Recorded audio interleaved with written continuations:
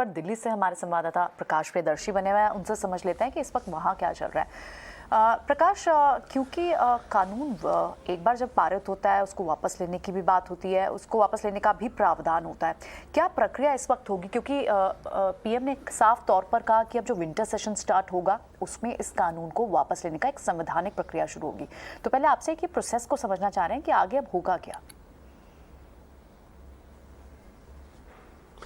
देखिए, प्रक्रिया तो वही है जो प्रक्रिया ऐसे कानून को पास कराने के लिए अपनाई जाती है। मतलब ये कि जब 29 नवंबर से पार्लियामेंट का विंटर सेशन शुरू होगा, फिर सरकार जो है इन कानूनों को निरस्त करने के लिए एक बिल लेकर आएगी और वो फिर उसी तरीके से संसद के दोनों सदनों में उसको पेश किया जाएगा और फिर उसको वापस लिया जाएगा। उस पर सरकार डिबेट कर सकती है और फिर इस कानून को उसी प्रोसीजर से जो है वापस लिया जाएगा। तो ये प्रक्रिया है और इस प्रक्रिया को प्रधानमंत्री स्पष्ट रूप से कह रहे हैं कि इसको अपनाया जाएगा और इस महीने के आखिर में जो संसद का सत्र शुरू होने वाला है उसमें इसको पूरा कर लिया जाएगा। तो उसके बाद से ये कानून जो है पूरी तरीके से निरस्त माने जाएंगे। लेकिन सवाल ये है कि क्या इन कानूनों को निरस्त कर देने के बाद ये जो आंदोलन किसानों का चल रहा है वो पूरी तरीके से खत्म हो जाएगा। हालांकि जो किसान यूनियन के नेता हैं, जो संयुक्त किसान मोर्चा है, वो इसका समर्थन कर रहा है, स्वागत कर रहा है प्रधानमंत्री के इस घोषणा का, लेकिन साथ ही साथ ये भी कह रहा है कि जो दूसरे मुद्दे हैं उन मुद्दों पर भी सरकार को आगे आना पड़ेगा। तो हो सकता है कि प्रधानमंत्री की इस घोषणा के बाद प्रोटेस्टर्स जो हैं, प्रोटेस्ट खत्म हो जाए, प्रदर्शन खत्म हो जाए, दिल्ली के तीनों बॉर्डर्स पे जो किसान बैठे हुए हैं पिछले 1 साल से वो अपने घरों को लौट जाए। लेकिन प्रकाश, फिलहाल आपको रोकना चाहेंगे हमारे साथ। प्रकाश, आपको यहाँ रोकना चाहेंगे। मुल्तानी जी हैं, प्रेसिडेंट है पीएचडी चैम्बर ऑफ कॉमर्स के। प्रदीप जी, बहुत बहुत स्वागत है आपका ईटी नाउ स्वदेश पर। सबसे पहले आपका एक रिएक्शन जानना चाहेंगे, क्योंकि नियत मोदी जी भी साफ कह रहे हैं कि हमारी नियत अच्छी थी और एक अच्छा इकोसिस्टम बनाने की कोशिश थी जो किसानों के हित में ही था। आपका पहला रिएक्शन क्या होगा सर? शुक्रिया आपका। हम तो पीएचडी चैम्बर की इंडस्ट्री की तरफ से हम इसका बहुत स्वागत करते हैं और ये जो तीनों फार्म लॉज जो विंटर सेशन में वापस लिए जा रहे हैं, ये पूरा दिखाता है कि जो हमारे आदरणीय प्रधानमंत्री जी हैं वो बिल्कुल एक डेमोक्रेटिक सिस्टम को में विश्वास रखते हैं और इसमें भी विश्वास रखते हैं कि भाई अगर जाके वो फार्मर्स नहीं, कुछ फार्मर्स इसको नहीं समझ पा रहे, तो अगर उनकी कोई ईगो नहीं है तो वो जाके देश हित में और एक डेमोक्रेटिक सिस्टम में जो भी करना है तो उसको उन्होंने ये जो वापस ले रहे हैं इसका हम पूरा स्वागत करते हैं। और इतने आज गुरु पूर्व के बढ़िया इतने शुभ दिन पर जो वो वापस लिया है उन्होंने, तो इसका हम बहुत ज्यादा स्वागत करते हैं और बहुत ही बढ़िया डिसीजन है। और साथ में जो प्रधानमंत्री जी ने बोला है कि एक फोरम बनाया जाएगा जहां सारे हमारे किसान भाई और जो भी एक्सपर्ट्स हैं और सरकार बैठेंगी, स्टेट गवर्नमेंट्स बैठेंगी और उनकी जो एक कमिटमेंट है कि भैया फार्मर्स की इनकम को डबल करना है, दुगुना जो हमारे किसान भाइयों की आमदनी को करना है, उसके लिए हम बड़े क्लियर हैं कि सरकार ये कमिटेड है और उसको जाके अब सबकी सहमति से उसके साथ वो जो आगे लेके जाना चाहते हैं उसका हम स्वागत करते हैं। जी जी प्रियंका, हमारे साथ सिराज चौधरी भी हैं, एनसीएमएल के एमडी और सीईओ। सिराज जी, स्वागत है आपका ईटी नाउ स्वदेश पर। सर, एक तरफ पूरा फार्म सेक्टर, पूरा एग्री सेक्टर, कैसे इसकी इनकम बढ़ाई जाए, कैसे इस सेक्टर में ग्रोथ लाया जाए, और दूसरी तरफ एक ऐसा तबका भी है जो ऐसे फार्म लॉ जहां पर हम रिफॉर्म की बात करते हैं और रिफॉर्म लाने की कोशिश कर रहे हैं उसका विरोध भी हो रहा है। तो ऐसे समय में जब इसे वापस लिया गया है तो पूरे एग्री सेक्टर के लिए कितना बड़ा सेटबैक है सिराज? एग्री सेक्टर तो नहीं, मगर एग्री इन्वेस्टमेंट के लिए ये थोड़ा सेटबैक है, बिकॉज इसमें जो सबसे बड़ी बात बताई जा रही थी कि प्राइवेट सेक्टर के लिए एग्रीकल्चर में इन्वेस्ट करने के लिए रास्ते खोले जा रहे थे, जो कि बहुत जरूरी है। भारत के एग्रीकल्चर सेक्टर में प्राइवेट इन्वेस्टमेंट की बहुत आवश्यकता है, जो पूरा सप्लाई चेन को ठीक करे, फार्मर को मार्केट तक ले जाने के लिए व्यवस्था करे, और उसके लिए ये एक सेटबैक है। मगर मैं इसको बहुत बड़ा सेटबैक इसलिए नहीं मानूंगा। एक तो हम लोग जब बात करते हैं तो 3 कानून की बात करते हैं। असलियत यह है कि इसमें 2 कानून ऐसे हैं जो अगर शायद अलग से लाए गए होते तो उस पर इतना विरोध ना होता, क्योंकि उनका डायरेक्टली किसानों से कोई बहुत ज्यादा असर नहीं है, क्योंकि कॉन्ट्रैक्ट फार्मिंग है जैसे, वो कोई किसान से जबरदस्ती नहीं करा सकता, और जहां चलती है, जहां होती है, वो आवश्यकता के कारण होती है, और वहां पे किसान और जो उसका बायर है या जो कंपनी है उनमें इतना भरोसा और ट्रस्ट आपस में होता है कि वो रिलेशनशिप अच्छी चलती है। जहां तक एसेंशियल कमोडिटीज एक्ट की बात थी, वो भी उससे भी किसान से कम, उससे ज्यादा व्यापारी को अटेंड का उससे संबंध था, और उस कानून के को लाने के बाद भी सरकार को अक्सर आवश्यकता भी पड़ी है पिछले कुछ दिनों में, जैसे महंगाई बढ़ी है, कि वो चाहे दलहन हो या तिलहन हो या तेल हो या प्याज थी बीच में, उस पे कहीं ना कहीं कंट्रोल करने की आवश्यकता पड़ी थी। इसमें मेन जो था वो मंडी कानून का था, और जिसकी वजह से इतना एजिटेशन हो रहा था। और मेरा ये मानना है, किसानों से जुड़े मामले होते हैं उसमें बहुत तरह तरह के किसान होते हैं, बहुत ज्यादा स्टेक होल्डर्स होते हैं, हर स्टेट का एग्रीकल्चर अलग होता है, और उसमें एक अच्छे तरह से सबको साथ लेके चलने से एक अच्छे कानून को ज्यादा आसानी से लागू किया जा सकता है। क्योंकि इस कानून को अगर हम देखें तो इसमें एक कानून आया जो कभी लागू नहीं हुआ और वापस ले लिया गया, इतना शोर हुआ, इतना हंगामा हुआ, इतनी जाने गई, और हम फिर वहीं पे हैं जहां आज से 18 महीने पहले। बिल्कुल बिल्कुल, ये तो कोशिश तो सरकार की तरफ से लगातार हो रही थी, लेकिन वो एक मत और एक जगह पर नहीं ले पाए। आप बने रहिए सिराज जी हमारे साथ अतुल चतुर्वेदी जी भी हैं, जो अदानी विल्मर से भी जुड़े हुए हैं और कई एग्री अलाइड सेक्टर्स, कई एग्री कंपनीज के बोर्ड में भी है। सर, स्वागत है आपका ईटी नाउ स्वदेश पर। सर, आपसे सवाल यही होगा, ऐसे समय में जब एग्री पूरा रिफॉर्म की ज़रूरत है और हम इस तरह के फैसले अब आ रहे हैं कि सरकार ऐसे कानून को वापस ले रही है, तो क्या लग रहा है, क्या एमएसपी सिर्फ पर्याप्त है पूरे एग्री सेक्टर के लिए कि हम उसके दम पर हम अपने सेक्टर को आगे ले जाए? क्या लग रहा है आपको सर?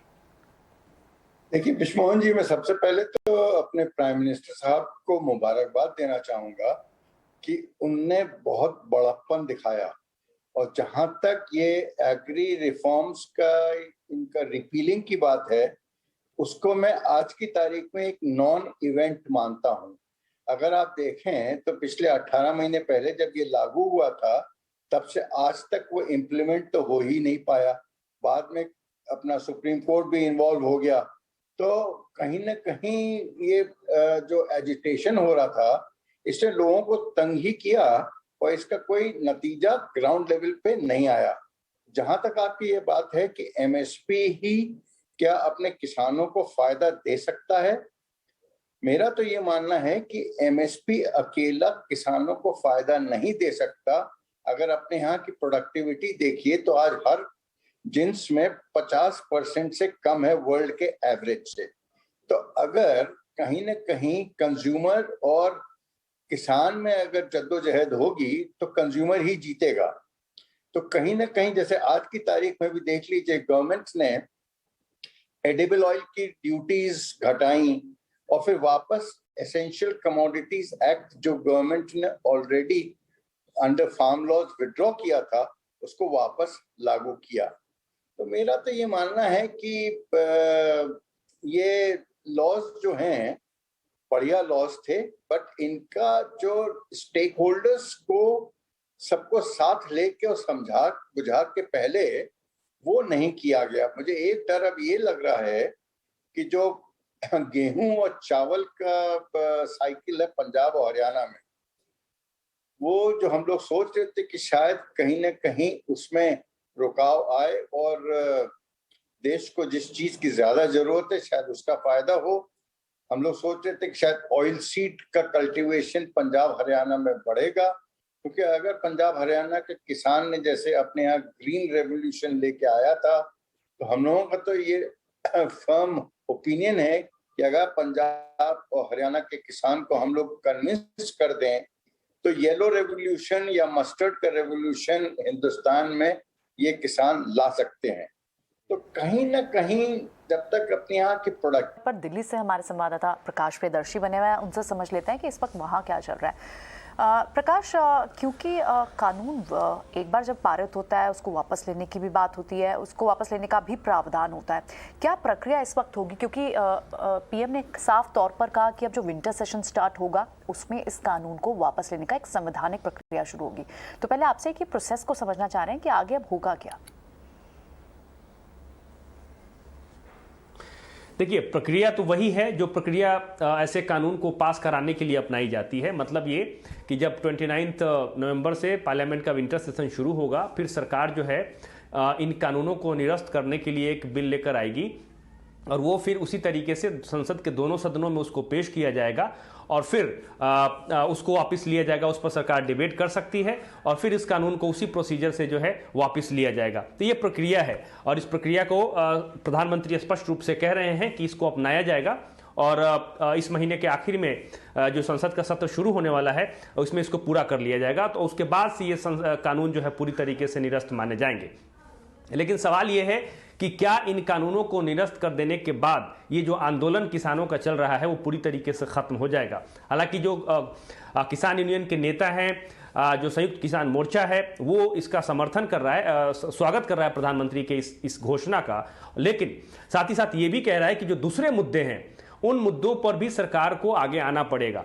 तो हो सकता है कि इसका प्रधानमंत्री की इस घोषणा के बाद प्रोटेस्टर्स जो हैं, प्रोटेस्ट खत्म हो जाए, प्रदर्शन खत्म हो जाए, दिल्ली के तीनों बॉर्डर्स पे जो किसान बैठे हुए हैं पिछले एक साल से वो अपने घरों को लौट जाए। लेकिन प्रकाश, फिलहाल आपको रोकना चाहेंगे हमारे साथ। प्रकाश, आपको यहाँ रोकना चाहेंगे। दीप मुल्तानी जी हैं, प्रेसिडेंट है पीएचडी चैम्बर ऑफ कॉमर्स के। प्रदीप जी, बहुत बहुत स्वागत है आपका ईटी नाउ स्वदेश पर। सबसे पहले आपका एक रिएक्शन जानना चाहेंगे क्योंकि नीयत, मोदी जी भी साफ कह रहे हैं कि हमारी नीयत अच्छी थी और एक अच्छा इकोसिस्टम बनाने की कोशिश थी जो किसानों के हित में ही था। आपका पहला रिएक्शन क्या होगा सर? शुक्रिया आपका। हम तो पीएचडी चैम्बर की इंडस्ट्री की तरफ से हम इसका बहुत स्वागत करते हैं और ये जो तीनों फार्म लॉज जो विंटर सेशन में वापस लिए जा रहे हैं, ये पूरा दिखाता है कि जो हमारे आदरणीय प्रधानमंत्री जी हैं वो बिल्कुल एक डेमोक्रेटिक सिस्टम को में विश्वास रखते हैं और इसमें भी विश्वास रखते हैं कि भाई अगर जाके वो फार्मर्स नहीं, कुछ फार्मर्स इसको नहीं समझ पा रहे, तो अगर उनकी कोई ईगो नहीं है तो वो जाके देश हित में और एक डेमोक्रेटिक सिस्टम में जो भी करना है तो उसको उन्होंने ये जो वापस ले रहे हैं इसका हम पूरा स्वागत करते हैं। और इतने आज गुरु पूर्व के बढ़िया इतने शुभ दिन पर जो वो वापस लिया है उन्होंने, तो इसका हम बहुत ज्यादा स्वागत करते हैं और बहुत ही बढ़िया डिसीजन है। और साथ में जो प्रधानमंत्री जी ने बोला है कि एक फोरम बनाया जाएगा जहां सारे हमारे किसान भाई और जो भी एक्सपर्ट्स हैं और सरकार बैठेंगी, स्टेट गवर्नमेंट्स बैठेंगी और उनकी जो एक कमिटमेंट है कि भैया फार्मर्स की इनकम को डबल करना है, दोगुना जो हमारे किसान भाइयों की आमदनी को करना है, उसके लिए हम बड़े क्लियर हैं कि सरकार ये कमिटेड है और उसको जाके अब सबकी सहमति से उसके साथ वो जो आगे लेके जाना चाहते हैं उसका हम स्वागत करते हैं। जी प्रियंका, हमारे साथ सिराज चौधरी भी हैं, एनसीएमएल के एमडी और सीईओ। सिराज जी, स्वागत है आपका ईटी नाउ स्वदेश पर। सर, एक तरफ पूरा फार्म सेक्टर, पूरा एग्री सेक्टर, कैसे इसकी इनकम बढ़ाई जाए, कैसे इस सेक्टर में ग्रोथ लाया जाए, और दूसरी तरफ एक ऐसा तबका भी है जो ऐसे फार्म लॉ जहां पर हम रिफॉर्म की बात करते हैं और रिफॉर्म लाने की कोशिश कर रहे हैं, उसका विरोध भी हो रहा है। तो ऐसे समय में जब इसे वापस लिया गया है तो पूरे एग्री सेक्टर के लिए कितना बड़ा सेटबैक है सिराज? एग्री सेक्टर तो नहीं मगर एग्री इन्वेस्टमेंट के लिए ये थोड़ा सेटबैक है बिकॉज इसमें जो सबसे बड़ी बात बताई जा रही थी कि प्राइवेट सेक्टर के लिए एग्रीकल्चर में इन्वेस्ट करने के लिए रास्ते खोले जा रहे थे, जो कि बहुत जरूरी है। भारत के एग्रीकल्चर सेक्टर में प्राइवेट इन्वेस्टमेंट की बहुत आवश्यकता है, जो पूरा सप्लाई चेन को ठीक करे, फार्मर को मार्केट तक ले जाने के लिए व्यवस्था करे, और उसके लिए ये एक सेटबैक है। मगर मैं इसको बहुत बड़ा सेटबैक इसलिए नहीं मानूंगा। एक तो हम लोग जब बात करते हैं तो 3 कानून की बात करते हैं। असलियत यह है कि इसमें 2 कानून ऐसे हैं जो अगर शायद अलग से लाए गए होते तो उस पर इतना विरोध ना होता, क्योंकि उनका डायरेक्टली किसानों से कोई बहुत ज्यादा असर नहीं है, क्योंकि कॉन्ट्रैक्ट फार्मिंग है, जैसे वो कोई किसान से जबरदस्ती नहीं करा सकता, और जहां चलती है, जहां होती है, वो आवश्यकता के कारण होती है, और वहां पे किसान और जो उसका बायर है या जो कंपनी है उनमें इतना भरोसा और ट्रस्ट आपस में होता है कि वो रिलेशनशिप अच्छी चलती है। जहां तक एसेंशियल कमोडिटीज एक्ट की बात थी, वो भी उससे भी किसान से कम, उससे ज्यादा व्यापारी का उससे संबंध था, और उस कानून को लाने के बाद भी सरकार को अक्सर आवश्यकता भी पड़ी है पिछले कुछ दिनों में, जैसे महंगाई बढ़ी है, कि वो चाहे दलहन हो या तिलहन हो या तेल हो या प्याज थी बीच में, उस पे कहीं ना कहीं कंट्रोल करने की आवश्यकता पड़ी थी। इसमें मेन जो था वो मंडी कानून का था, और जिसकी वजह से इतना एजिटेशन हो रहा था। और मेरा ये मानना है किसानों से जुड़े मामले होते हैं तो उसमें बहुत तरह तरह के किसान होते हैं, बहुत ज्यादा स्टेक होल्डर्स होते हैं, हर स्टेट का एग्रीकल्चर अलग होता है और उसमें एक अच्छे तरह से सबको साथ लेके चलने से एक अच्छे कानून को ज्यादा आसानी से लागू किया जा सकता है। क्योंकि इस कानून को अगर हम देखें तो इसमें एक कानून आया जो कभी लागू नहीं हुआ और वापस ले लिया गया। इतना शोर हुआ, इतना हंगामा हुआ, इतनी जाने गई और हम फिर वहीं पे हैं जहां आज से 18 महीने पहले। बिल्कुल बिल्कुल, ये तो कोशिश तो सरकार की तरफ से लगातार हो रही थी, लेकिन वो एक मत और एक जगह पर नहीं ले पाए। आप बने रहिए सिराज जी हमारे साथ अतुल चतुर्वेदी जी भी हैं जो अदानी विल्मर से भी जुड़े हुए हैं और कई एग्री अलाइड सेक्टर्स, कई एग्री कंपनीज के बोर्ड में भी है। सर स्वागत है आपका ईटी नाउ स्वदेश पर। सर आपसे सवाल यही होगा, ऐसे समय में जब एग्री पूरा रिफॉर्म की ज़रूरत है और हम इस तरह के फैसले अब आ रहे हैं कि सरकार ऐसे कानून को वापस ले रही है, तो क्या लग रहा है, क्या एमएसपी सिर्फ पर्याप्त है पूरे एग्री सेक्टर के लिए कि हम उसके दम पर हम अपने सेक्टर को आगे ले जाए? क्या लग रहा है आपको सर? देखिए बिश्मोहन जी, मैं सबसे पहले तो अपने प्राइम मिनिस्टर साहब को मुबारकबाद देना चाहूंगा कि उनने बहुत बड़प्पन दिखाया और जहां तक ये एग्री रिफॉर्म्स का इनका रिपीलिंग की बात है, उसको मैं आज की तारीख में एक नॉन इवेंट मानता हूं। अगर आप देखें तो पिछले 18 महीने पहले जब ये लागू हुआ था तब से आज तक वो इम्प्लीमेंट तो हो ही नहीं पाया। बाद में अपना सुप्रीम कोर्ट भी इन्वॉल्व हो गया, तो कहीं ना कहीं ये जो एजिटेशन हो रहा था इसने लोगों को तंग ही किया और इसका कोई नतीजा ग्राउंड लेवल पे नहीं आया। जहां तक आपकी ये बात है कि एमएसपी ही क्या अपने किसानों को फायदा दे सकता है, मेरा तो ये मानना है कि एमएसपी अकेला किसानों को फायदा नहीं दे सकता। अगर अपने यहाँ की प्रोडक्टिविटी देखिए तो आज हर जिन्स में 50% से कम है वर्ल्ड के एवरेज से। तो अगर कहीं ना कहीं कंज्यूमर और किसान में अगर जद्दोजहद होगी तो कंज्यूमर ही जीतेगा। तो कहीं ना कहीं जैसे आज की तारीख में भी देख लीजिए, गवर्नमेंट ने एडिबल ऑयल की ड्यूटीज घटाई और फिर वापस एसेंशियल कमोडिटीज एक्ट जो गवर्नमेंट ने already under farm laws withdraw किया था उसको वापस लागू किया। तो मेरा तो ये मानना है कि ये लॉज जो हैं बढ़िया लॉज थे, बट इनका जो स्टेक होल्डर्स को सबको साथ लेके और समझा बुझा के पहले वो नहीं किया गया। मुझे एक डर अब ये लग रहा है कि जो गेहूं और चावल का साइकिल है पंजाब और हरियाणा में, वो जो हम लोग सोच रहे थे कि शायद कहीं ना कहीं उसमें रुकाव आए और देश को जिस चीज की ज्यादा जरूरत है शायद उसका फायदा हो। हम लोग सोच रहे थे कि शायद ऑयल सीड का कल्टीवेशन पंजाब हरियाणा में बढ़ेगा, क्योंकि अगर पंजाब हरियाणा के किसान ने जैसे अपने यहाँ ग्रीन रेवोल्यूशन लेके आया था, तो हम लोगों का तो ये फर्म ओपिनियन है कि अगर पंजाब और हरियाणा के किसान को हम लोग कन्विंस कर दें तो येलो रेवोल्यूशन या मस्टर्ड का रेवोल्यूशन हिंदुस्तान में ये किसान ला सकते हैं। तो कहीं ना कहीं जब तक अपने यहाँ की प्रोडक्टिविटी नहीं आएगी, नहीं बढ़ेगी, और एग्रीकल्चरल रिफॉर्म्स तो अपने को चाहिए तो इन सबके बगैर काम चलेगा नहीं। तो एग्री रिफॉर्म्स मेरा मानना है, मेरी इल्तजा भी है कि अपने वो जारी रहने चाहिए, खत्म नहीं हो जाने चाहिए। यानी एग्री रिफॉर्म जारी रहने चाहिए, ऐसा मानना है अतुल जी का।